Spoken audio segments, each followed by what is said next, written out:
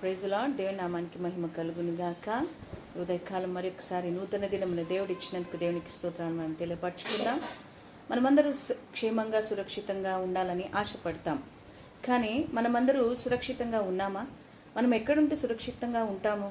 మంచి ఇండ్లు కట్టుకొని మంచి భవనాలు కట్టుకొని ఉంటే అది సేఫ్ అనుకుంటున్నారా? లేక మంచి వెహికల్స్లో ట్రావెల్ చేస్తే యాక్సిడెంట్ కాకుండా మనం ఉంటామని అనుకుంటున్నాం. కానీ అవన్నీ సురక్షితమైనవి కానే కాదు. నా ప్రియమైన వారలారా, ఎవరు సురక్షితముగా ఉండగలుగుతారు అంటే దేవుని వాక్యం సెలవిస్తుంది. దేవుని మాట వినువారు సురక్షితముగా ఉంటారు.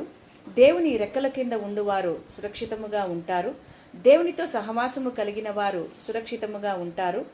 దేవుని యందు గురి నిలుపుకున్న వారు సురక్షితముగా ఉంటారు.